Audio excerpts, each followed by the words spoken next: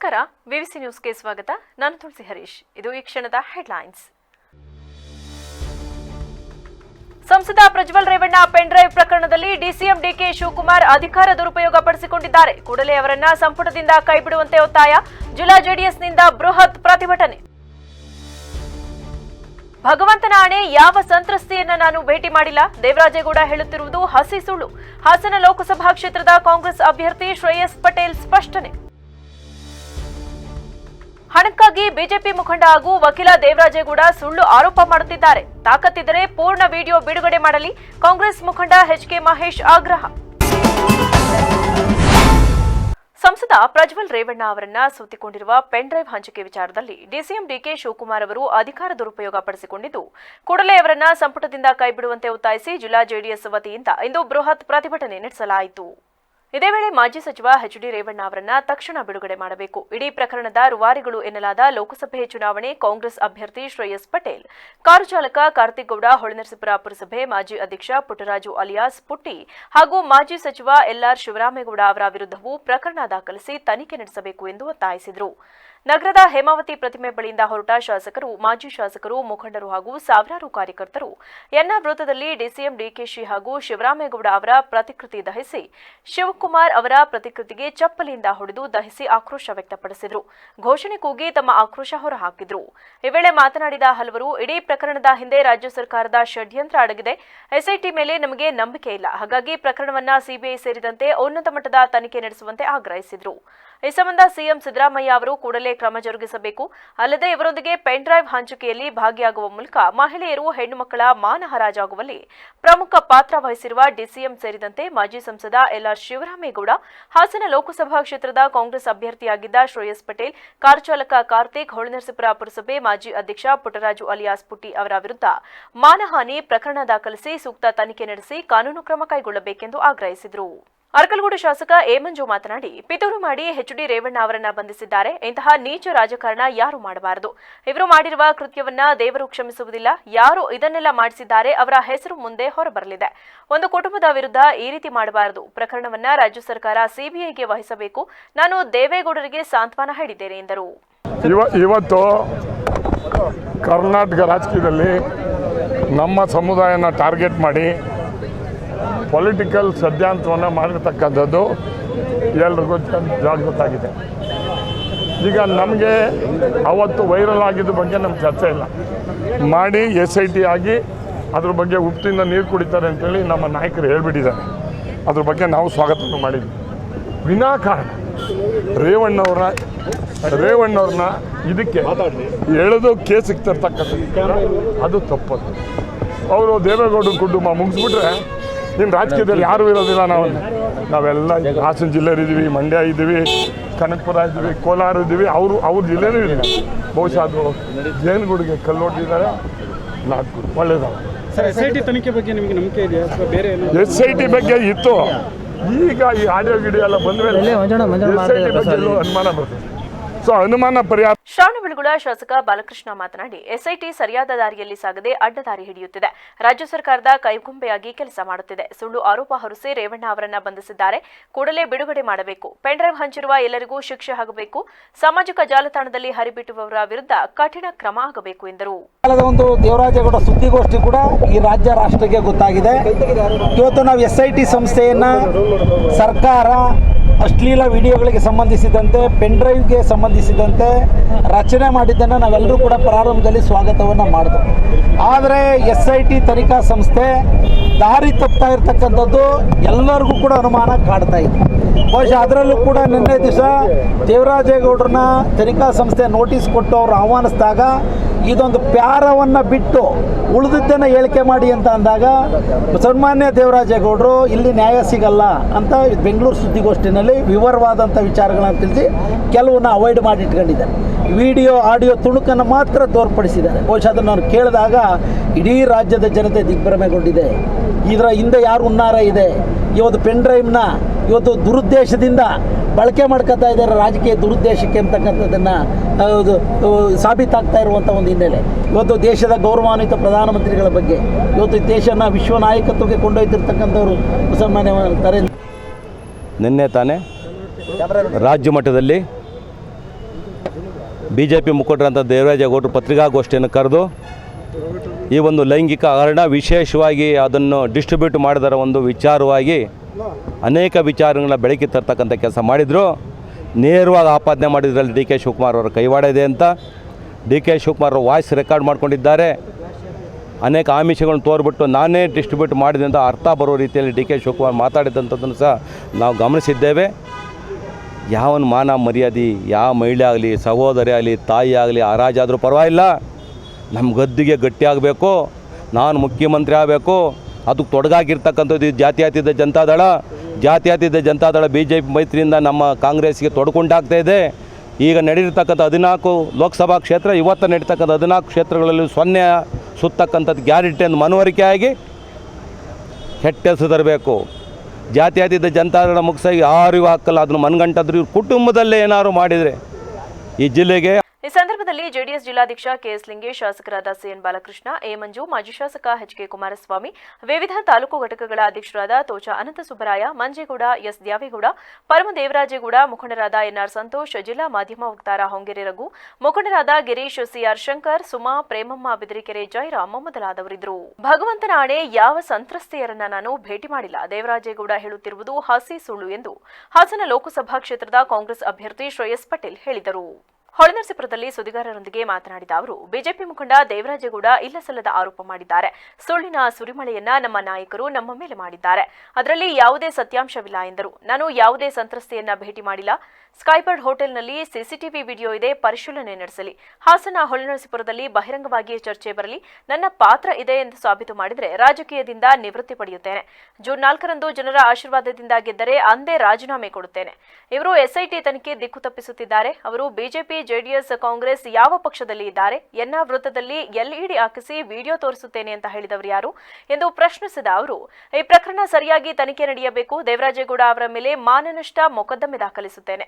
ಆ ಬಗ್ಗೆ ಈಗಾಗಲೇ ವಕೀಲರ ಜೊತೆ ಮಾತನಾಡಿದ್ದೇನೆ. ನನಗೆ ಕಳಂಕ ಬರುವ ಕೆಲಸ ಮಾಡುತ್ತಿರುವ ದೇವರಾಜೇಗೌಡರ ವಿರುದ್ಧ ಕಾನೂನು ಹೋರಾಟ ಮಾಡುತ್ತೇನೆ.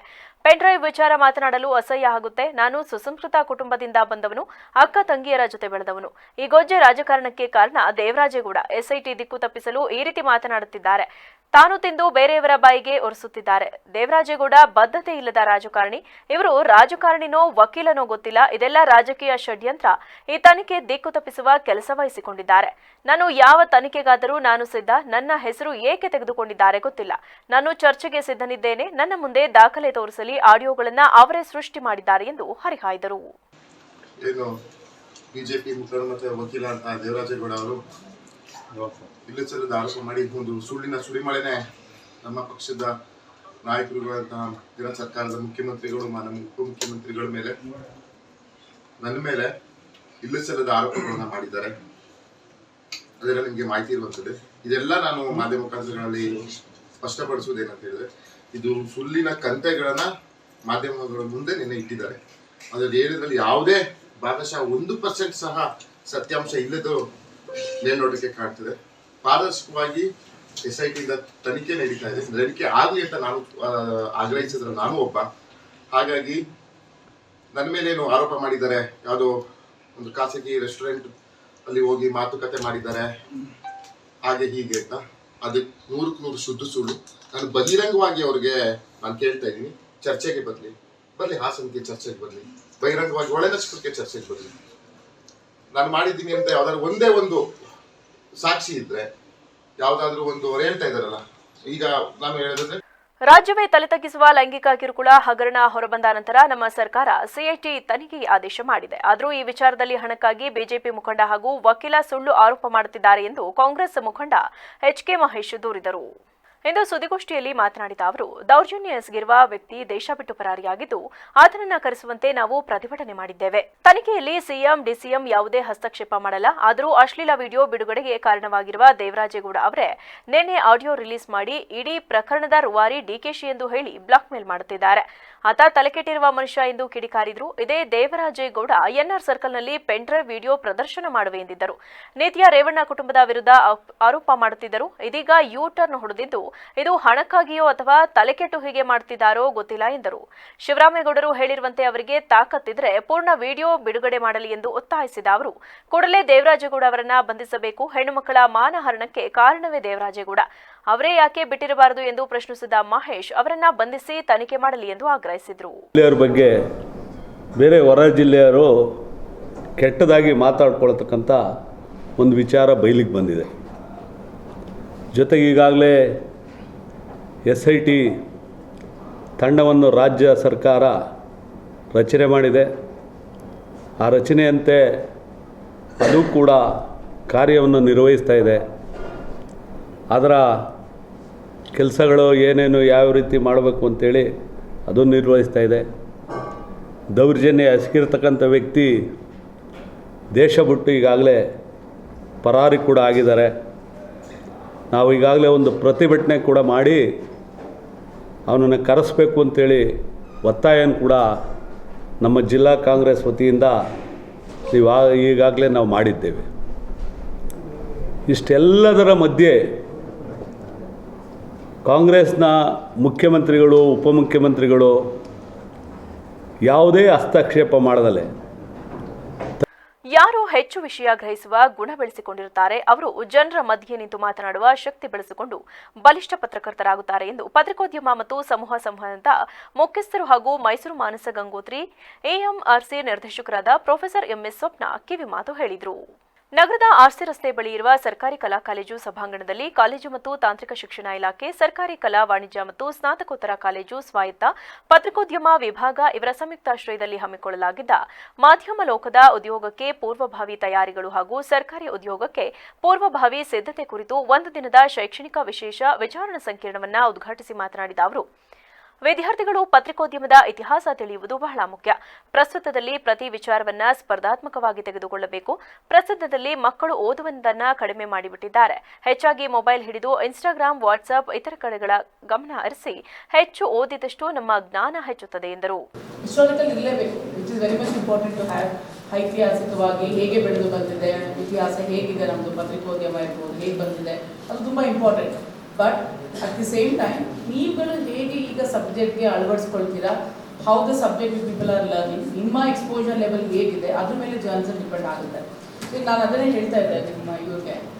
ಲ್ಯಾಂಗ್ವೇಜ್ ನಾನು ಹೇಳೋದು 3 ಇಂಪಾರ್ಟೆಂಟ್ ಪಾಯಿಂಟ್ಸ್. ಒಂದು, ಮೊದಲನೇದಾಗಿ ತುಂಬ ಇಂಪಾರ್ಟೆಂಟ್ ಆಗಿತ್ತು ಜರ್ನಲಿಸಮಲ್ಲಿ ಒಂದು ಪ್ಯಾಷನ್ ಇರಬೇಕು ನಮಗೆ. It is not A subject ಬರೀ ನಮ್ಮ ಡಿಗ್ರಿ ತೊಗೊಳ್ಬೇಕು, ಒಂದು ಅಂಡರ್ ಗ್ರಾಜ್ಯುಯೇಟ್ ಮಾಡ್ಕೊಂಡು ಹೋಗಬೇಕು, ಅದೊಂದು PG ಮಾಡಬೇಕಂತ ಅಲ್ಲ. ಈಗ ತುಂಬ ಕಾಂಪಿಟೇಟಿವ್ ಗೊತ್ತು, ಯಾವುದೇ ಫೀಲ್ಡ್ ಆಗಿ it is very competitive. With sir will be speaking about KS, how the preparations has to be done. But ನಾನು ನಮ್ಮ ಸಬ್ಜೆಕ್ಟಿಗೆ ಎಸ್ಪೆಷಲಿ ಕೀಪಿಂಗ್ ಓನ್ಲಿ ಜರ್ನಲಿಸಮ್, ನಮ್ಮ ಪತ್ರಿಕೋದ್ಯಮ ಇರ್ಬೋದು, ಹೇಗೆ ಮಾಡ್ಬೋದು ಮತ್ತು what are the important things, because ಇವೆಲ್ಲ ಇನ್ನು ಫಸ್ಟ್ ಇಯರ್ ಇದ್ದೀರಾ, ಸೆಕೆಂಡ್ ಇಯರ್ ಇದ್ದೀರಾ, ಒಂದು ಫೈನಲ್ ಇಯರ್ಸಲ್ಲಿ ಇದ್ದೀರಾ. ಸರ್ಕಾರಿ ಕಲಾ ವಾಣಿಜ್ಯ ಕಾಲೇಜು ಮತ್ತು ಸ್ನಾತಕೋತ್ತರ ಕಾಲೇಜು ಪ್ರಾಂಶುಪಾಲ ಡಾಕ್ಟರ್ MB ಇಶ್ರಾದ್ ಮಾತನಾಡಿ, ದೇಶದಲ್ಲಿ ಪತ್ರಿಕೋದ್ಯಮ ಎಂಬ ಒಂದು ಅಂಶ ಇಲ್ಲವಾಗಿದ್ದರೆ ಸಮಾಜದಲ್ಲಿ ಒಂದು ಘೋರ ವಾತಾವರಣ ನಿರ್ಮಾಣವಾಗಿ ಕ್ರಾಂತಿಗೆ ಕಾರಣವಾಗುತ್ತಿತ್ತು.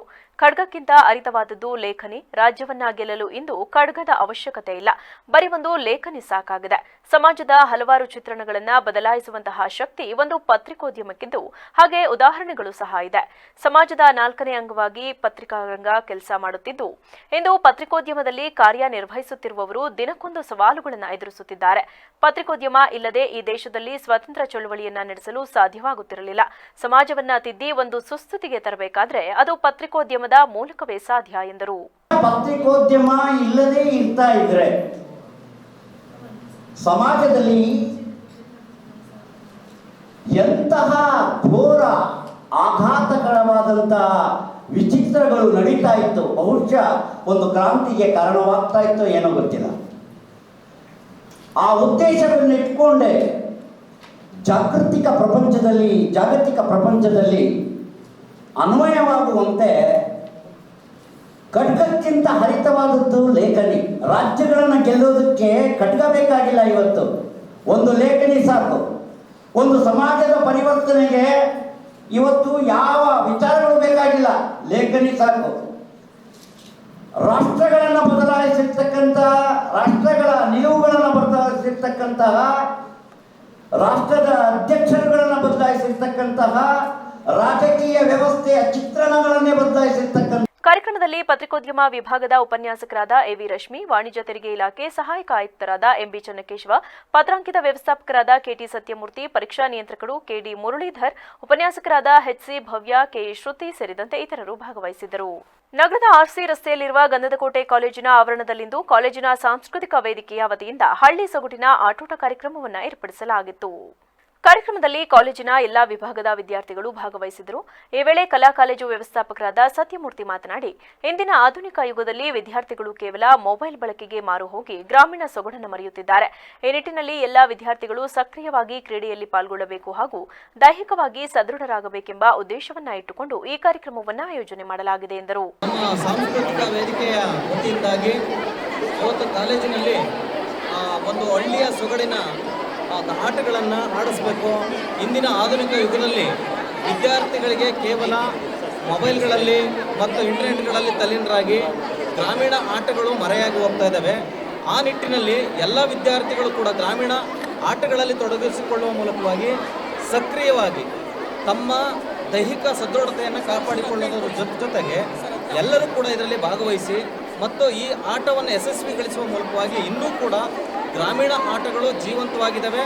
ಅದು ನಮ್ಮ ಸಂಸ್ಕೃತಿಯ ಪ್ರತೀಕ. ಅವುಗಳನ್ನು ಮುಂದುವರಿಸ್ಕೊಂಡು ಹೋಗಬೇಕು ಎಂಬುದು ಇದರ ಆಶಯ. ಆ ಕಾರಣದಿಂದ ನಮ್ಮ ಕಾಲೇಜಿನಲ್ಲಿ ಈಗಾಗಲೇ 847 ವಿದ್ಯಾರ್ಥಿನಿಯರು ಓದ್ತಾ ಇದ್ದಾರೆ. ಎಲ್ಲರೂ ಕೂಡ ಇವತ್ತು ಕಾಲೇಜ್ ಕ್ಯಾಂಟೀನು ಇದೆ. ಇದಾದ ಮೇಲೆ ಗ್ರಾಮೀಣ ಆಟೋಟಗಳು ಎಲ್ಲವೂ ಕೂಡ ಮುಗಿದ ಮೇಲೆ ಕಾಲೇಜಿನಲ್ಲಿ ಈಗ ಗ್ರಾಮೀಣ ಅಡುಗೆಗಳು ತಯಾರಾಗ್ತಾ ಇದ್ದಾವೆ. ಇದರ ಮೂಲ ಉದ್ದೇಶ ಏನಪ್ಪ ಅಂದರೆ ಗ್ರಾಮೀಣ ವಿದ್ಯಾರ್ಥಿಗಳಿಗೆ ಗ್ರಾಮೀಣ ಸೊಗಡನ್ನು, ಹಳ್ಳಿ ಮತ್ತು ನಗರ ಎರಡೂ ಪ್ರದೇಶದನ್ನು ಸಂಸ್ಕೃತಿಯನ್ನು ತೋರ್ಪಡಿಸ್ತಕ್ಕಂಥದ್ದು ಇದರ ಮುಖ್ಯ ಉದ್ದೇಶ.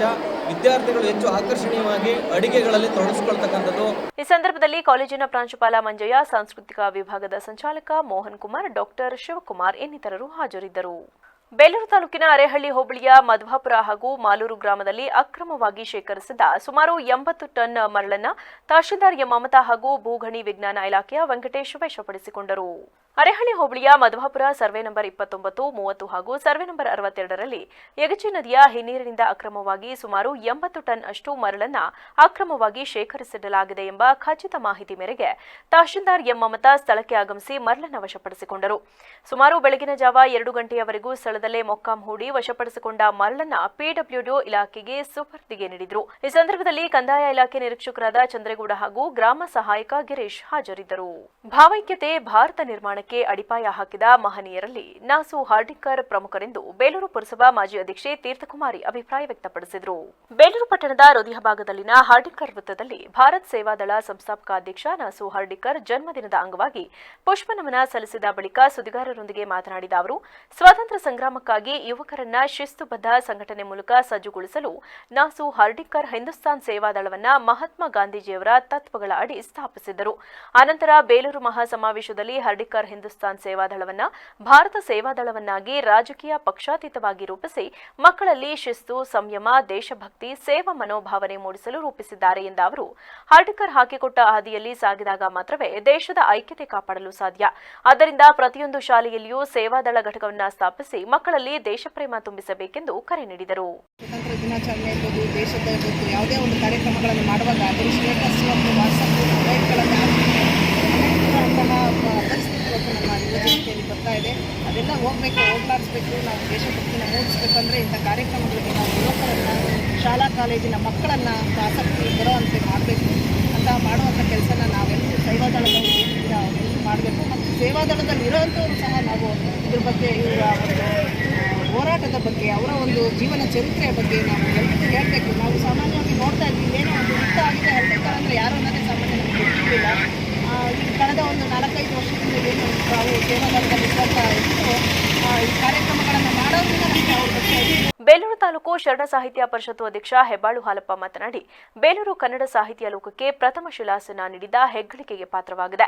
ಅಂತೆಯೇ ಶಿಲ್ಪಕಲಾ ನಾಡು ಎಂದರೆ ಬೇಲೂರು ಎಂಬ ಖ್ಯಾತಿಗೆ ಪಾತ್ರವಾಗಿದೆ. ವಿಶೇಷವಾಗಿ ಸ್ವಾತಂತ್ರ್ಯ ಸಂಗ್ರಾಮದ ಸಮಯದಲ್ಲಿ ಭಾರತ್ ಸೇವಾದಳ ಎಂಬ ಸಂಸ್ಥೆಯನ್ನ ಸ್ಥಾಪಿಸಿ ಯುವಕರಲ್ಲಿ ರಾಷ್ಟ್ರಭಕ್ತಿಯನ್ನ ಮೂಡಿದ ಪದ್ಮಭೂಷಣ ನಾಸು ಹಾರ್ಡಿಕರ್ ಬೇಲೂರಿನಲ್ಲಿಯೇ ಭಾರತ್ ಸೇವಾದಳ ಸಂಸ್ಥೆಯನ್ನ ಸ್ಥಾಪನೆ ಮಾಡಿದ್ದಾರೆ. ಅಂದಿನಿಂದ ಬೇಲೂರಿನಲ್ಲಿ ಹಾರ್ಡಿಕರ್ ಪ್ರತಿಮೆ ಸ್ಥಾಪಿಸಿ ಅವರು ಜನ್ಮದಿನ ಮತ್ತು ಪುಣ್ಯ ಸ್ಮರಣೆಯನ್ನ ನಡೆಸುತ್ತಾ ಬಂದಿದ್ದಾರೆ. ಬಂದಿದೆ. ಇಂತಹ ಸಂದರ್ಭದಲ್ಲಿ ನಾವುಗಳು ಶತನಾಟಕ ಸಾರ್ವಭೌಮ ಬೇಲೂರು ಕೃಷ್ಣಮೂರ್ತಿರವರನ್ನ ನೆನಪು ಮಾಡುವುದು ಔಚಿತ್ಯಪೂರ್ಣವಾಗಿದೆ ಮತ್ತು ಇಡೀ ಜಿಲ್ಲೆಯಲ್ಲಿ ಭಾರತ್ ಸೇವಾದಳ ಮಹತ್ವವನ್ನ ತಿಳಿಸುತ್ತಾ ಬಂದಿರುವ ರಾಣಿಯವರ ಕಾರ್ಯಕ್ಷಮತೆ ನಿಜಕ್ಕೂ ಅನನ್ಯವಾಗಿದೆ ಎಂದರು. ಜನ್ಮದಿನವನ್ನು ಆಚರಣೆ ಮಾಡ್ತಾ ಇದ್ದೀವಿ. ಈಗಾಗಲೇ ಸವಿಸ್ತಾರವಾಗಿ ನಮ್ಮ ಬಾಳೆಹಣ್ಣು ರಮೇಶ್ ಅಣ್ಣನವರು ತಿಳಿಸಬೇಕು ಭಾಳ ಸವಿಸ್ತಾರವಾಗಿ ಹೇಳಿದ್ದಾರೆ. ಇವತ್ತು ಕೆಲವರಿಗೆ ಶಿಕ್ಷಕರೇ ಇರ್ಬೋದು, ದೈಹಿಕ ಶಿಕ್ಷಕರೇ ಇರ್ಬೋದು, ಏನು ಅವರಿಗೆ ಒಂದು ಧ್ವಜವನ್ನೇ ಕಟ್ಟಕ್ಕೆ ಬರೋದಿಲ್ಲ. ಅಂಥ ರೀತಿಯಲ್ಲಿ ನಮ್ಮ ರಾಣಿಯವರು ಈಗಾಗಲೇ ಅವ್ರಿಗೆ ಅರಿವನ್ನು ಮೂಡಿಸಿ ಆ ಧ್ವಜವನ್ನು ಕಟ್ಟೋದು ಹೇಗೆ, ಧ್ವಜವನ್ನು ಹೇಗೆ ಆರಿಸ್ಬೇಕು ಅನ್ನೋದನ್ನು ತೋರಿಸ್ಕೊಟ್ಟಿದ್ದು ಭಾರತ ಸೇವಾದಳ. ಭಾರತ ಸೇವಾದಳ ಅಂತಂದರೆ ಬೇಲೂರು ಕೃಷ್ಣಮೂರ್ತಿಯವರು ನಮಗೆ ನೆನಪು ಬರೋದು. ಅವರ ಶಿಸ್ತು, ಅವರ ಸಂಯಮ, ಅವರಲ್ಲಿದ್ದಂಥ ಒಂದು ಕಿಚ್ಚಿನ ಹಿಂದೆ ಬೇಕಾದಷ್ಟು ಕೆಲಸಗಳನ್ನು ಮಾಡಿದ್ದಾರೆ. ಆ ಕೆಲಸ ಇನ್ನು ಮುಂದೆ ಕೂಡ ಹೆಚ್ಚು ಆಗಬೇಕು. ನಾಸವಾಡಿಕರು ಇಲ್ಲಿ ಒಂದು ಮೂಲೆಯಲ್ಲಿರೋದಕ್ಕಿಂತಲೂ ಕೂಡ ಇವತ್ತು ನಮ್ಮ ಅಟ್ಲೀಸ್ಟ್ ನಮ್ಮ ವಿದ್ಯಾರ್ಥಿಗಳಿಗೆ ಅವ್ರ ಪರಿಚಯ ಆಗಬೇಕು. ಇವತ್ತು ಒಂದು ನಾಸವಾಡಿಕರ್ ಅಂತ ನಾವು ನೋಡಿದ್ರೆ ಗೂಗಲಲ್ಲಿ ನೋಡಿದ್ರೆ ಬರ್ತಿತ್ತು ಅವ್ರ ಹಿಸ್ಟ್ರಿ. ಆದರೆ ಮಕ್ಕಳಿಗೆ ಅದು ಬೇಕು. ಅವ್ರು ನಮ್ಮ ಹೇಳ್ದಂಗೆ ಕೇಶವೇಗೌಡರು ಹೇಳ್ದಂಗೆ ಜಾತಿಯಲ್ಲೋ ಅಥವಾ ಅಧಿಕಾರದಲ್ಲೋ ಹಣದಲ್ಲೋ ಇದ್ದಿದ್ರೆ ಅವ್ರನ್ನ ಬೇಕು. ಈ ವೇಳೆ ತಾಲೂಕು ಭಾರತ್ ಸೇವಾದಳದ ಪದಾಧಿಕಾರಿಗಳಾದ ಶಿಕ್ಷಕ ಕೇಶವೇಗೌಡ, ಬೇಲೂರು ತಾಲೂಕು ಭಾರತ್ ಸೇವಾ ಸಮಿತಿ ಉಪಾಧ್ಯಕ್ಷ ಸಿಎಂ ನಿಂಗರಾಜ್, ಕಾರ್ಯದರ್ಶಿ ಯುವರಾಜ್, ಭಾರತ್ ಸೇವಾದಳ ಹಾಸನ ಸಂಚಾಲಕಿ ರಾಣಿ, ಗೋಪಿನಾಥ್, ಮಂಜುನಾಥ್ ಸೇರಿದಂತೆ ಇನ್ನು ಮುಂತಾದವರು ಹಾಜರಿದ್ದರು. ಕೇರ್ಪೇಟೆ ತಾಲೂಕಿನ ಕಸಬಾ ಹೋಬಳಿಯ ಅಗ್ರಹಾರ ಬಾಚಹಳ್ಳಿ ಗ್ರಾಮ ಪಂಚಾಯಿತಿ ಅಭಿವೃದ್ಧಿ ಅಧಿಕಾರಿಗಳ ತೀವ್ರ ಬೇಜವಾಬ್ದಾರಿತನದಿಂದ ಗ್ರಾಮದಲ್ಲಿರುವ ಶುದ್ಧ ನೀರು ಘಟಕವನ್ನು 1 ವರ್ಷದಿಂದ ಸ್ವಚ್ಛಗೊಳಿಸದೆ ಸಾರ್ವಜನಿಕ ಜೀವದ ಜೊತೆ ಚೆಲ್ಲಾಟವಾಡಿದ್ದು ಮುಗ್ಧ ಗ್ರಾಮದ ಜನರು ಹಣ ನೀಡಿ ಆ ಕಲುಷಿತ ನೀರನ್ನೇ ಸೇವಿಸುತ್ತಿದ್ದಾರೆ ಎಂದು ಕರ್ನಾಟಕ ರಕ್ಷಣಾ ವೇದಿಕೆ ತಾಲೂಕು ಅಧ್ಯಕ್ಷ ಅಗ್ರಹಾರ ಬಾಚಹಳ್ಳಿ ಶ್ರೀನಿವಾಸ್ ಆರೋಪಿಸಿದರು. ಈ ಸಂಬಂಧ ಮಾತನಾಡಿದ ಅವರು, ಗ್ರಾಮದ ಪ್ರತಿಯೊಬ್ಬರಿಗೂ ಶುದ್ಧ ಕುಡಿಯುವ ನೀರನ್ನು ಪೂರೈಸಬೇಕೆಂಬ ಉದ್ದೇಶದಿಂದ ನಮ್ಮ ಗ್ರಾಮದಲ್ಲಿ ಜಿಲ್ಲಾ ಪಂಚಾಯತ್ ಅನುದಾನದಲ್ಲಿ ಶುದ್ಧ ಕುಡಿಯುವ ನೀರಿನ ಘಟಕಗಳನ್ನು ನಿರ್ಮಿಸಲಾಗಿತ್ತು. ಇದರ ಸಂಪೂರ್ಣ ನಿರ್ವಹಣೆಯನ್ನ ಗ್ರಾಮ ಪಂಚಾಯಿತಿ ನಿರ್ವಹಿಸುತ್ತಿದೆ. ಆದರೆ ಗ್ರಾಮ ಪಂಚಾಯಿತಿ ಅಭಿವೃದ್ಧಿ ಅಧಿಕಾರಿ ಹರ್ಷವರ್ಧನ್ ಹಾಗೂ ನೀರಗುಂಟಿ ಕುಮಾರ್ ತೀವ್ರ ಬೇಜವಾಬ್ದಾರಿತನಕ್ಕೆ 1 ವರ್ಷದಿಂದ ಶುದ್ಧ ಕುಡಿಯುವ ನೀರಿನ ಘಟಕವನ್ನು ಸ್ವಚ್ಛಗೊಳಿಸಿಲ್ಲ. ಈ ಹಿನ್ನೆಲೆ ಘಟಕದ ಆವರಣದಲ್ಲಿ ಗಬ್ಬೆದ್ದು ನಾರುತ್ತಿದ್ದು ಶುದ್ಧ ನೀರು ಶೇಖರಣೆಯಾಗುವ ಟ್ಯಾಂಕ್ ಸಂಪೂರ್ಣ ಪಾಚಿ ಕಟ್ಟಿ ನೀರು ಕಲುಷಿತಗೊಂಡಿದೆ. ಇದ್ದರೂ ಕಲುಷಿತ ನೀರಿಗೆ ಹಣ ನೀಡಿ ಅದನ್ನೇ ಗ್ರಾಮದ ಜನರು ಸೇವಿಸುತ್ತಿದ್ದಾರೆ. ಇಂತಹ ಬರಗಾಲದಲ್ಲಿ ಜನರ ಆರೋಗ್ಯ ಕಾಪಾಡುವ ಹಿತದೃಷ್ಟಿಯಲ್ಲಿ ಕಾರ್ಯನಿರ್ವಹಿಸಬೇಕಾದ ಅಧಿಕಾರಿಗಳು ಮತ್ತು ಸಿಬ್ಬಂದಿ ತಮಗೆ ಸಂಬಂಧವಿಲ್ಲದ ರೀತಿ ಕಣ್ಮುಚ್ಚಿ ಕುಳಿತು ಜನರ ಜೀವದ ಜೊತೆ ಚೆಲ್ಲಾಟವಾಡುತ್ತಿದ್ದಾರೆ. ಆದುದರಿಂದ ಇನ್ನಾದರೂ ಈ ಸಮಸ್ಯೆ ಬಗ್ಗೆ ಸೂಕ್ತ ಕಠಿಣ ಕ್ರಮ ಜರುಗಿಸಿ ಶೀಘ್ರವೇ ಶುದ್ಧ ಕುಡಿಯುವ ನೀರು ಘಟಕವನ್ನು ಸ್ವಚ್ಛಗೊಳಿಸಬೇಕು. ಇಲ್ಲದಿದ್ದರೆ ಉಗ್ರ ಹೋರಾಟ ನಡೆಸಲು ಸಿದ್ಧರಿದ್ದೇವೆ ಎಂದು ಎಚ್ಚರಿಸಿದರು.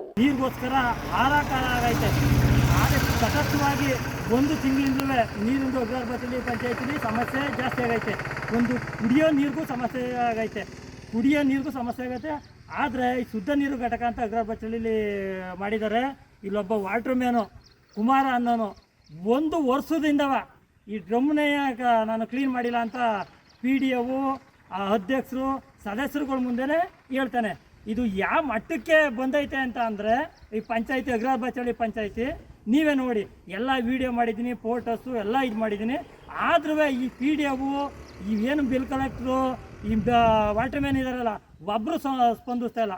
ಆದ್ರ ದಶೆಯಿಂದವ ನಾನು ಕರ್ನಾಟಕ ರಕ್ಷಣಾ ವೇದಿಕೆ ತಾಲೂಕು ಅಧ್ಯಕ್ಷನಾಗಿ ಹೇಳ್ತಾ ಇರೋದು, ಈ ಕೂಡಲೇ ಸದ್ಯಕ್ಕೆ ಬಂದು ನಾಳೆ ನಡೆದಲ್ಲೇ ಈ ಸಮಸ್ಯೆ ಬಗೆಹರಿಸಲಿಲ್ಲ ಅಂತ ಅಂದರೆ ರಕ್ಷಣಾ ವೇದಿಕೆ ತಾಲೂಕು ರಕ್ಷಣಾ ವೇದಿಕೆ ವತಿಯಿಂದವ ಉಗ್ರ ಹೋರಾಟ ಕೊಡಬೇಕಾಯ್ತದೆ ಅಂತವ ಈ ಜಿಲ್ಲಾ ಪಂಚಾಯತಿ ತಾಲೂಕು ಪಂಚಾಯತಿ CEOಗಳಿಗೆಲ್ಲ ಎಚ್ಚರಿಕೆ ಕೊಡ್ತಾ ಇದ್ದೀನಿ.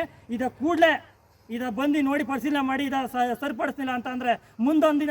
ವರದಿ ಮನು ಮಾಕವಳ್ಳಿ, BBC ನ್ಯೂಸ್, ಕೇರ್ಪೇಟೆ. ಹಾಸನದ ಲೋಕಸಭಾ ಸದಸ್ಯ ಪ್ರಜ್ವಲ್ ರೇವಣ್ಣರವರ ಪೆನ್ಡ್ರೈವ್ ಪ್ರಕರಣವನ್ನು ಮುಂದಿಟ್ಟುಕೊಂಡು ಮಾಜಿ ಪ್ರಧಾನಿ HD ದೇವೇಗೌಡರ ಕುಟುಂಬಕ್ಕೆ ಕಪ್ಪು ಚುಕ್ಕಿ ತರಲು ರಾಜ್ಯದ ಉಪಮುಖ್ಯಮಂತ್ರಿ DK ಶಿವಕುಮಾರ್ ಹಾಗೂ LR ಶಿವರಾಮೇಗೌಡ ಮುಂದಾಗಿದ್ದಾರೆ. ಆದುದರಿಂದ ಈ ಪ್ರಕರಣವನ್ನು CBIಗೆ ಒಪ್ಪಿಸಬೇಕೆಂದು ಒತ್ತಾಯಿಸಿ ಜಾತ್ಯತೀತ ಜನತಾದಳದ ಪಕ್ಷದ ಕಾರ್ಯಕರ್ತರು ಪ್ರತಿಭಟಿಸಿದರು. ಮಂಡ್ಯ ನಗರದ ಸರ್ ಎಂ ವಿಶ್ವೇಶ್ವರಯ್ಯ ಪ್ರತಿಮೆ ಎದುರು ಪ್ರತಿಭಟನೆ ಧರಣಿ ನಡೆಸಿದ ಪಕ್ಷದ ಕಾರ್ಯಕರ್ತರು LR ಶಿವರಾಮೇಗೌಡ ಹಾಗೂ ಉಪಮುಖ್ಯಮಂತ್ರಿ DK ಶಿವಕುಮಾರ್ ಅವರ ಭಿತ್ತಿಪತ್ರ ಹಾಗೂ ಪ್ರತಿಕೃತಿ ಪ್ರದರ್ಶಿಸಿ ಆಕ್ರೋಶ ಹೊರಹಾಕಿದರು. ಈ ವೇಳೆ ಪೊಲೀಸರು ಮತ್ತು ಪ್ರತಿಭಟನಾಕಾರರ ನಡುವೆ ಮಾತಿನ ಚಕಮಕಿ ನಡೆಯಿತು. ಈ ವೇಳೆ ಮಾತನಾಡಿದ ಪ್ರತಿಭಟನಾಕಾರರು, ಹಾಸನದ ಸಂಸದ ಪ್ರಜ್ವಲ್ ರೇವಣ್ಣ ವಿರುದ್ಧ ಪೆನ್ಡ್ರೈವ್ ಹಂಚಿಕೆ ಮಾಡಿ ಮಾಜಿ ಪ್ರಧಾನಿ HD ದೇವೇಗೌಡ ಕುಟುಂಬಕ್ಕೆ ಕಳಂಕ ತರಲು ಕಾಂಗ್ರೆಸ್ ನಾಯಕರು ಷಡ್ಯಂತ್ರ ರೂಪಿಸಿದ್ದಾರೆ. ಈ ಪ್ರಕರಣದಲ್ಲಿ ಉಪಮುಖ್ಯಮಂತ್ರಿ DK ಶಿವಕುಮಾರ್ ಹಾಗೂ ಶಿವರಾಮೇಗೌಡ ಸೇರಿದಂತೆ ಕಾಂಗ್ರೆಸ್ನ ಹಲವು ನಾಯಕರು ಭಾಗಿಯಾಗಿರುವುದು ಕಂಡುಬಂದಿದ್ದು, ಬೀದಿ ಬೀದಿಯಲ್ಲಿ ಪೆನ್ಡ್ರೈವ್ ಹಂಚಿಕೆ ಮಾಡುವ ಮೂಲಕ ಕರ್ನಾಟಕ ರಾಜ್ಯದ ಮಹಿಳೆಯರ ಮಾನಹಾನಿ ಮಾಡಲಾಗಿದೆ. ಪೆನ್ಡ್ರೈವ್ ಪ್ರಕರಣದ ಹಿಂದೆ ದೊಡ್ಡ ಷಡ್ಯಂತ್ರ ಅಡಗಿದ್ದು, ಇದರ ಸತ್ಯತೆ ಹೊರಬರಬೇಕಾಗಿದೆ. ಆದುದರಿಂದ ಈ ಪ್ರಕರಣವನ್ನು CBIಗೆ ವಹಿಸುವಂತೆ ಒತ್ತಾಯಿಸಿದರು. ಯಾಕೆ SIT ಅವರು ಒಂದೇ ಪಕ್ಷವಾಗಿ ನೀವು ಪಕ್ಷಾತೀತವಾಗಿ ಮಾಡಿದಾನೆ, ಒಂದೇ ಪಕ್ಷಕ್ಕೆ ನೀವು ಯಾಕೆ ತನಿಖೆ ಮಾಡ್ತಾ ಇದ್ದೀರಿ? ಯಾಕೆಂದ್ರೆ ನಾನು ಯಾಕೆ ಹೇಳ್ತಾ ಇದ್ದೀನಿ ಅಂದ್ರೆ ಲಾಯರ್ ಕೂಡ ಹೇಳ್ತಾವ್ರೆ ನನ್ಗೆ ಅರ್ಜಿ ಕೊಟ್ಟ ಮೇಲೆ ನನ್ನನ್ನ ಯಾಕೆ ಒಳಗ್ ಬಿಡ್ಲಿಲ್ಲ ಅಂತ.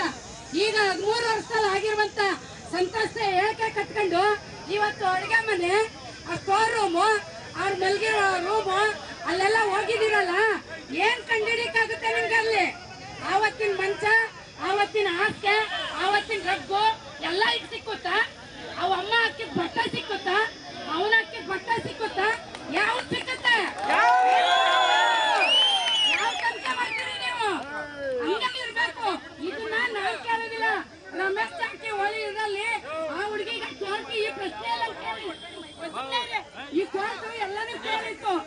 ಇವತ್ತು ಒಂದು ದೇವೇಗೌಡರ ಮೂಲನ ಸರ್ವನಾಶ ಮಾಡಿಕೊಳ್ತೀರಂತ ಈ ಸರ್ಕಾರಕ್ಕೆ ನನ್ನ ಧಿಕ್ಕಾರ. ಸಿಕ್ಕಂಡಿ ನನ್ನ ಮಗ ಶಿವರಾಮೇಗೌಡನೇ ಶಿವರಾಮೇಗೌಡನಿಗೆ ಧಿಕ್ಕಾರ. ಪ್ರತಿಭಟನೆಯಲ್ಲಿ ಮಂಡ್ಯ ಜಿಲ್ಲಾ ಅಧ್ಯಕ್ಷೆ ಮಂಜುಳಾ, ನಗರಾಧ್ಯಕ್ಷೆ ಜಯಶೀಲಮ್ಮ, ಮಂಡ್ಯ ಜಿಲ್ಲಾ ಜೆಡಿಎಸ್ ಸಂಘಟನಾ ಕಾರ್ಯದರ್ಶಿ ಮಂಜುಳಾ, ಮೇಲುಕೋಟೆ ವಿಧಾನಸಭಾ ಕ್ಷೇತ್ರದ ಮಾಜಿ ಸಚಿವ ಸಿಎಸ್ ಪುಟ್ಟರಾಜು, ಮಳವಳ್ಳಿ ವಿಧಾನಸಭಾ ಕ್ಷೇತ್ರದ ಮಾಜಿ ಶಾಸಕ ಡಾ ಕೆ ಅನ್ನದಾನಿ ಸೇರಿದಂತೆ ಇತರರಿದ್ದರು.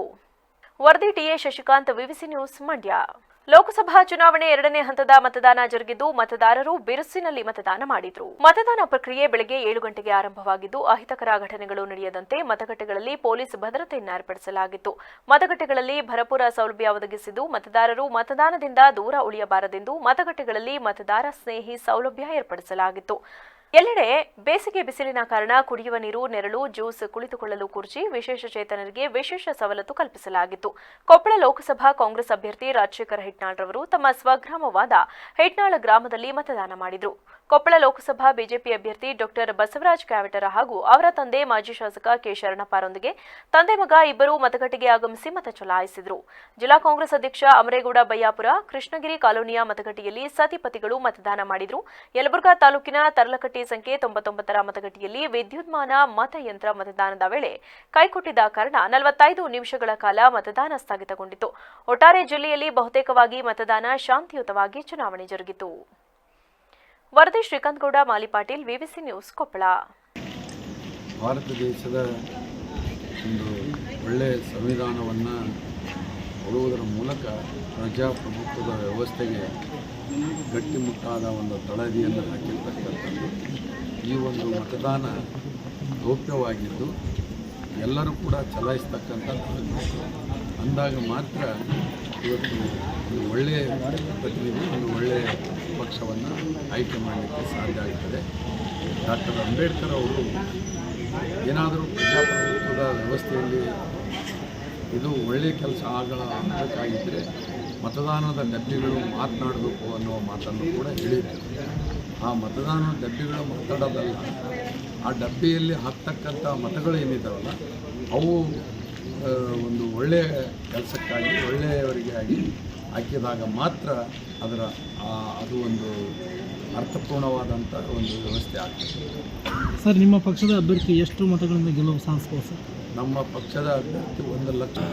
ಈಗ ತಾನೇ ನಾನು ಮತದಾನ ಮಾಡಿಕೊಂಡಿದ್ದೇನೆ.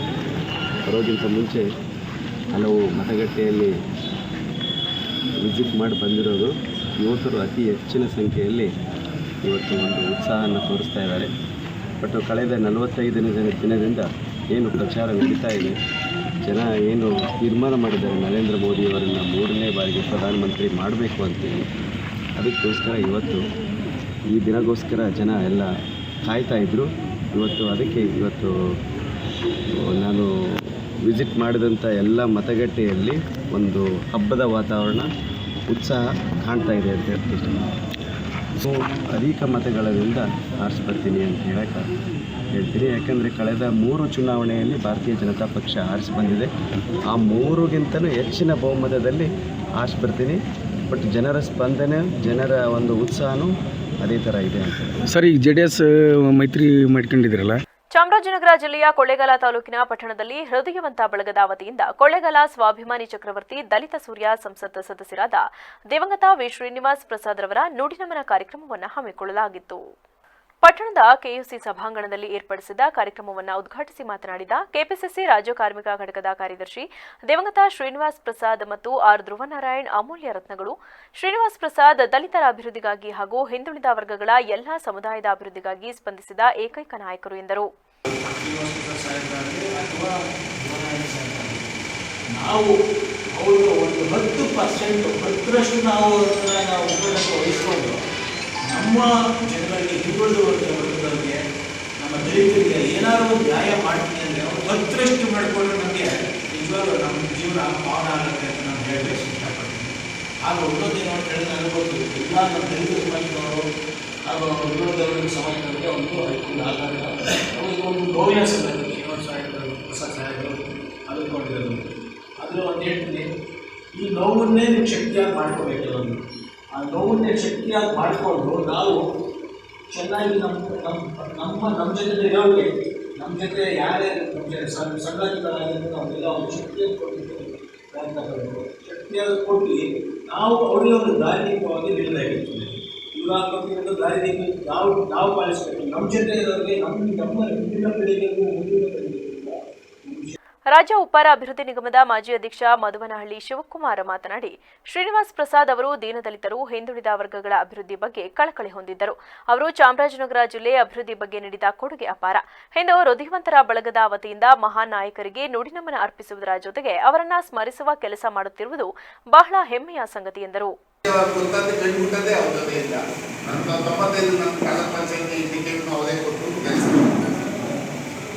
ಪ್ರತಿ ಹಂತದಲ್ಲೂ ಯಾವುದೇ ಒಂದು ಸಮಾಜಕ್ಕೆ ಅವರು ದಲಿತ ಸಮಾಜ ಅಂದ್ರೆ ಅವಾಗೆ ಸಮಾಜ ತಪ್ಪು ಮಾಡೋದು ಅವ್ರಿಗೂ ಕಲಿಸೋದೆ. ಅದನ್ನು ನಾವು ಬಹಳಷ್ಟು ಅರ್ಥದಿಂದ ನೋಡ್ಕೊಳ್ಬೇಕು. ಅದೇ ವಿಶೇಷ ಅಂದ್ರೆ ನಮ್ಮ ಸಮಾಜ, ಯಾಕಂದ್ರೆ ಇವ್ರಿಗೆ ದಟ್ಟರು ಇವ್ರಿಗೆ ಯಾರಿಗೂ ಗೊತ್ತಿಲ್ಲ. ದಲಿತ ಸಮಾಜನೇ ಒಳಗ್ಬಿಟ್ಟು ಬೇರೆ ಹೋಗಿ ಅವ್ರ ಮನೆಗೆ ಕೂತ್ಕೊಳ್ಳೋದು ಎಲ್ಲ ಏನಪ್ಪ ಅದು ಎಲ್ಲ ಫೋನ್ ಮಾಡೋದು ಎಲ್ಲ ಬಂದು ನನ್ನ ಮನೇಲಿ ಕೂತ್ಕೊಳ್ಳೋದು. ಅವ್ರಿಗೆ ಅದೇನೋ ನಮ್ಮ ಸಮಾಜ ಅಂದ್ರೆ ಎಲ್ಲ ಸಮಾಜನೂ ಪ್ರೀತಿ ವಿಶ್ವಾಸದಿಂದ ಕಲ್ಕೊಂಡು ಹೋಗ್ತದ್ದು ನಾವು ಚಿಕ್ಕ ವಯಸ್ಸಿಂದ ನೋಡಿದ್ದೀವಿ. ಅದು ಮುಸ್ಲಿಂ ಸಮಾಜ ಇರ್ಬೋದು, ಅದು ಒಕ್ಕಲಿಗ ಸಮಾಜ ಇರ್ಬೋದು, ಯಾವುದೇ ಸಮಾಜ ಆಗಲಿ ಅನೇಕ ಪ್ರಕಾರದಿಂದ ಅವ್ರ ಪದ ನಿಲ್ತಾ ಇದ್ರು. ನ್ಯಾಯ ಧರ್ಮ ಅವರಲ್ಲಿ ದೇವ್ರ ಸಮಾಜದ ಜಗಳ ಆದಂಗೂ ಅಷ್ಟೇ ಅವ್ರ ಯಜಮಾನಗಳು ತಪ್ಪು ಒಪ್ಕೊಂಡ ತಕ್ಷಣ ನೋಡ ತಪ್ಪು ಅಂತದ ಬಿಡ್ಬಿಡಿ, ಇನ್ನು ಮಾತಾಡಕ್ಕೆ ಹೋಗ್ಬೇಡಿ ಅಂದ್ರು ನಮ್ಮ ಯಜಮಾನಗಳು ಹೇಳಿದ್ರೆ. ಈ ಸಂದರ್ಭದಲ್ಲಿ ಚಾಮುಲ್ ನಿರ್ದೇಶಕ ನಂಜುಂಡಸ್ವಾಮಿ, ಡಿಎಸ್ಎಸ್ ವಿಭಾಗೀಯ ಸಂಚಾಲಕ ಸಿದ್ದರಾಜು, ಭೀಮಾನಗರ ಯಜಮಾನರಾದ ಡಿ ನಟರಾಜು, ಜಿಲ್ಲಾ ಪಂಚಾಯತ್ ಮಾಜಿ ಸದಸ್ಯ ಕಮಾಲ್ ನಾಗರಾಜು ಸೇರಿದಂತೆ ಇತರರಿದ್ದರು. ವರದಿ ಸ್ಯಾಮ್ಯುಯಲ್, ವೇವ್ಸಿ ನ್ಯೂಸ್, ಚಾಮರಾಜನಗರ. ಕೊಪ್ಪಳ ಲೋಕಸಭಾ ಚುನಾವಣೆ ಹಿನ್ನೆಲೆಯಲ್ಲಿ ಮಂಗಳವಾರ ಕೊಪ್ಪಳ ಜಿಲ್ಲೆಯ ವಿವಿಧ ಬೂತ್ಗಳಲ್ಲಿ ಬಿರುಸಿನ ಮತದಾನ ನಡೆದವು. ಕೊಕನೂರು ವ್ಯಾಪ್ತಿಯ ಗದ್ದೆ ಪನ್ನಮಠ ವಾರ್ಡಿನಲ್ಲಿ ವಿವಿಧ ಬೇಡಿಕೆ ಈಡೇರಿಕೆಗೆ ಆಗ್ರಹಿಸಿ ಮತದಾನ ಬಹಿಷ್ಕರಿಸಿಕೆ ನೀರಸ ಪ್ರತಿಕ್ರಿಯೆ ವ್ಯಕ್ತವಾಗಿದೆ. ಈ ವೇಳೆ ಗುಂಪಿನಲ್ಲಿ ಪರಸ್ಪರ ಮಾತಿನ ಚಕಮಕಿ ನಡೆಯಿತು. ನಂತರ ಪೊಲೀಸರ ಬಂದೋಬಸ್ತ್ನಲ್ಲಿ ಜನರು ಮತದಾನ ನಡೆಸಿದರು. ವಿವಿಧ ಮತಕೇಂದ್ರಗಳನ್ನು ಅಧಿಕಾರಿಗಳು ಶೃಂಗಾರ ಮಾಡಿ ಜನರ ಮೆಚ್ಚುಗೆಗೆ ಪಾತ್ರ ಮಾಡಿದರು. ಬಿಜೆಪಿ ಮುಖಂಡರಾದ ರಾಯರೆಡ್ಡಿ ಸುದ್ದಿಗಾರರೊಂದಿಗೆ ಮಾತನಾಡಿ ಮತದಾನ ಪರಂಪರೆ ಹಾಗೂ ತಮ್ಮ ಪಕ್ಷಗಳ ಸಾಧನೆ ಹಿರಿಮೆ ಬಗ್ಗೆ ವಿವರಿಸಿದರು. ವರದಿ ರುದ್ರಪ್ಪ ಭಂಡಾರಿ, ಬಿಬಿಸಿ ನ್ಯೂಸ್, ಕೊಪ್ಪಳ. ಇಂದು ನಮ್ಮ ತಳಕಲ್ ಗ್ರಾಮದಲ್ಲಿ ಕೊಪ್ಪಳ ಲೋಕಸಭಾ ಚುನಾವಣೆ ನಿಮಿತ್ತ ಬೃಹತ್ ಪ್ರಮಾಣದಲ್ಲಿ ಕಾಂಗ್ರೆಸ್ ಪರ ಅಲೆ ಎದ್ದಿದೆ. ನಮ್ಮೂರಿನ ತಳಕಲ್ ಗ್ರಾಮದಲ್ಲಿ 90% ಕಾಂಗ್ರೆಸ್ಸು, 10% ಇತರ ಪಕ್ಷಕ್ಕೆ ವೋಟ್ ಬೀಳ್ತೈತೆ ಅಂತ ನಮ್ಮ ಅಂದಾಜಿದೆ. ಮತ್ತು ಈ ತಳಕಲ್ ಜೆಡ್ಬಿ ಸರ್ಕಲ್ ಮತ್ತು ತಳಕಲ್ ಗ್ರಾಮ ಇಡೀ ಯಲಬುರ್ಗಾ ಮತಕ್ಷೇತ್ರದಲ್ಲಿ ಕಾಂಗ್ರೆಸ್ಗೆ ಅತಿ ಹೆಚ್ಚಿನ ಟಾಪ್ 1 ಲೀಡ್. ಹಿಂದಿನ ಕಾಲದಿಂದ 35 ವರ್ಷದಿಂದ ನಮಗೆ ಸಂಪೂರ್ಣ ಬೆಂಬಲ ಇದೆ. ಅದೇ ಪರಂಪರೆಯನ್ನು ಈಗ ಮುಂದುವರೆದಿದೆ. ರೈತರು, ಯುವಕರು, ವಿದ್ಯಾರ್ಥಿಗಳು, ಮಹಿಳೆಯರು, ಮಕ್ಕಳು ಕಾಂಗ್ರೆಸ್ ಪರ ಓಟನ್ನು ನಮ್ಮ ತಳಕಲ್ ಗ್ರಾಮದಲ್ಲಿ ಈಗ ಚಲಾಯಿಸ್ತಾ ಇದ್ದಾರೆ. ನಮ್ಮ ಲೋಕಸಭಾ ಅಭ್ಯರ್ಥಿಯಾದ ರಾಜಶೇಖರ್ ಹಿಟ್ನಾಳ್ ಅವರು ನನ್ನ ಅಂದಾಜು ಪ್ರಕಾರ 1 ಲಕ್ಷ ಮೇಲೆ ಲೀಡ್ನಿಂದ ಆರಿಸ್ಬಿಡ್ತಾರೆ. ನಮ್ಮ ಯಲಬುರ್ಗಾ ತಾಲೂಕು ಕೂಡ ಸುಮಾರು ಒಂದು 25,000 ಲೀಡ್ ಕೊಡ್ಬೋದು ಅಂತ ನಮ್ಮ ಅಂದಾಜಿದೆ. ನಮ್ಮ ತಳಕಲ್ ಜೆಡ್ಬಿ ಸರ್ಕಲ್ ಒಂದೇ ಸುಮಾರು 8,000 ಲೀಡ್ ಬರ್ತಂತ ನನ್ನ ಒಂದು ವೈಯಕ್ತಿಕ ಅಂದಾಜಿದೆ. ಇದಕ್ಕೆಲ್ಲ ಕಾರಣ ನಮ್ಮ ಯಲಬುರ್ಗಾ ತಾಲೂಕಿನ ಮಾನ್ಯ ಶಾಸಕರಾದ ಬಸವರಾಜ ರೆಡ್ಡಿ ಮತ್ತು ನಮ್ಮ ಜನಪ್ರಿಯ ಮುಖ್ಯಮಂತ್ರಿಗಳಾದ ಸಿದ್ದರಾಮಯ್ಯ ಅವರ ಒಂದು ಅಭಿವೃದ್ಧಿ ಅಲೆ ನಮ್ಮ ತಳಕಲ್ ಗ್ರಾಮ ಮತ್ತು ನಮ್ಮ ಯಲಬುರ್ಗಾ ಮತಕ್ಷೇತ್ರದಲ್ಲಿ ಅಲೆ ಎದ್ದಿದೆ, ಕಾಂಗ್ರೆಸ್ ಅಲೆ. ಕೊಪ್ಪಳ ಲೋಕಸಭಾ ಕ್ಷೇತ್ರದ ನಮ್ಮ ಅಭ್ಯರ್ಥಿಯಾದಂಥ ಬಸವರಾಜ ಕೆವಟವರು ಬಹುಶಃ ಜನರ ಉತ್ಸಾಹ ಮತ್ತು ನರೇಂದ್ರ ಮೋದಿ ಅವರ ಮೇಲೆ ಇಟ್ಟಿರ್ತಕ್ಕಂಥ ವಿಶ್ವಾಸ ಇದರ ಹಿನ್ನೆಲೆಯಲ್ಲಿ ಬಹಳಷ್ಟು ಉತ್ಸಾಹದಿಂದ ಎಲ್ಲ ಮತಗಟ್ಟೆಗಳಲ್ಲೂ ಕೂಡ ಮತದಾರರು 7 ಗಂಟೆಯಿಂದನೇ ಮತದಾನ ಮಾಡಲಿಕ್ಕೆ ಪ್ರಾರಂಭ ಮಾಡಿದ್ದಾರೆ. ಭಾಳ ಖುಷಿಯಾಗುತ್ತೆ. ಭಾರತ ದೇಶವನ್ನು ವಿಶ್ವದ ಗುರುವನ್ನಾಗಿ ಮಾಡಬೇಕಂತ ಸಂಕಲ್ಪವನ್ನು ಇವತ್ತು ಪ್ರತಿಯೊಬ್ಬ ಮತದಾರನು ಇವತ್ತು ಇಟ್ಕೊಂಡು ಮತದಾನಕ್ಕೆ ಹೊಂಟಿದ್ದಾನೆ. ಹೀಗಾಗಿ ನಮ್ಮ ಅಭ್ಯರ್ಥಿ ಬಸವರಾಜ್ ಅವರು ಭಾಳ ಅತ್ಯಂತ ಹೆಚ್ಚು ಮತಗಳಿಂದ ಈ ಚುನಾವಣೆಯಲ್ಲಿ ಆರಿಸಿ ಸಂಸತ್ತಿನಲ್ಲಿ ಕೊಪ್ಪಳ ಕ್ಷೇತ್ರದ ಪ್ರತಿನಿಧಿಯಾಗಿ ಇರ್ತಾರೆ ಅಂತ ಭರವಸೆ. ಇದೀಗ ಸಂಕ್ಷಿಪ್ತ ಸುದ್ದಿಗಳು. ಮಂಡ್ಯ ನಗರದಲ್ಲಿ ಸೋಮವಾರ ರಾತ್ರಿ ಸುರಿದ ಧಾರಾಕಾರ ಮಳೆಯಿಂದ ಶಿಲ್ಪಾ ನರ್ಸಿಂಗ್ ಹೋಂ ಬಳಿ ಮರ ಒಂದು ಉರುಳಿ ಬಿದ್ದಿದ್ದು ಮರದ ಕೆಳಗಡೆ ನಿಂತಿದ್ದ ದುದ್ದಾ ಹೋಬಳಿಯ ಬೊಮ್ಮೇನಹಳ್ಳಿ ಗ್ರಾಮದ ಕಾರ್ತಿಕ್ ಎಂಬುವರು ಸ್ಥಳದಲ್ಲಿಯೇ ಸಾವನ್ನಪ್ಪಿದ್ದಾರೆ. ಈ ಹಿನ್ನೆಲೆ ಮಂಗಳವಾರ ಮಂಡ್ಯ ವಿಧಾನಸಭಾ ಕ್ಷೇತ್ರದ ಶಾಸಕ ರವಿಕುಮಾರ್ ಪಾರ್ಥಿವ ಶರೀರದ ದರ್ಶನ ಪಡೆದು ಅವರ ಕುಟುಂಬಕ್ಕೆ ಸಾಂತ್ವನ ಹೇಳಿ ವೈಯಕ್ತಿಕವಾಗಿ ರು 1 ಲಕ್ಷಗಳ ಸಹಾಯಧನ ನೀಡಿದರು ಹಾಗೂ ಸರ್ಕಾರದ ವತಿಯಿಂದ ರು 5 ಲಕ್ಷಗಳ ಪರಿಹಾರ ಘೋಷಣೆ ಮಾಡಲಾಯಿತು. ಕೊನೆಯಲ್ಲಿ ಮತ್ತೊಮ್ಮೆ ಹೆಡ್ಲೈನ್ಸ್. ಸಂಸದ ಪ್ರಜ್ವಲ್ ರೇವಣ್ಣ ಪೆನ್ ಡ್ರೈವ್ ಪ್ರಕರಣದಲ್ಲಿ ಡಿಸಿಎಂ ಡಿಕೆ ಶಿವಕುಮಾರ್ ಅಧಿಕಾರ ದುರುಪಯೋಗ ಪಡಿಸಿಕೊಂಡಿದ್ದಾರೆ. ಕೂಡಲೇ ಅವರನ್ನ ಸಂಪುಟದಿಂದ ಕೈಬಿಡುವಂತೆ ಒತ್ತಾಯ. ಜಿಲ್ಲಾ ಜೆಡಿಎಸ್ನಿಂದ ಬೃಹತ್ ಪ್ರತಿಭಟನೆ. ಭಗವಂತನ ಆಣೆ, ಯಾವ ಸಂತ್ರಸ್ತೆಯನ್ನ ನಾನು ಭೇಟಿ ಮಾಡಿಲ್ಲ. ದೇವರಾಜೇಗೌಡ ಹೇಳುತ್ತಿರುವುದು ಹಸಿ ಸುಳ್ಳು. ಹಾಸನ ಲೋಕಸಭಾ ಕ್ಷೇತ್ರದ ಕಾಂಗ್ರೆಸ್ ಅಭ್ಯರ್ಥಿ ಶ್ರೇಯಸ್ ಪಟೇಲ್ ಸ್ಪಷ್ಟನೆ. ಹಣಕ್ಕಾಗಿ ಬಿಜೆಪಿ ಮುಖಂಡ ಹಾಗೂ ವಕೀಲ ದೇವರಾಜೇಗೌಡ ಸುಳ್ಳು ಆರೋಪ ಮಾಡುತ್ತಿದ್ದಾರೆ. ತಾಕತ್ತಿದ್ದರೆ ಪೂರ್ಣ ವಿಡಿಯೋ ಬಿಡುಗಡೆ ಮಾಡಲಿ. ಕಾಂಗ್ರೆಸ್ ಮುಖಂಡ ಎಚ್ಕೆ ಮಹೇಶ್ ಆಗ್ರಹ. ಕ್ಷಣ ಕ್ಷಣದ ಸುದ್ದಿಗಾಗಿ ನೋಡ್ತಾ ಇರಿ ವಿವಿಸಿ ಟಿವಿ, ಸತ್ಯದ ಕಡೆ ನಮ್ಮ ನಡೆ.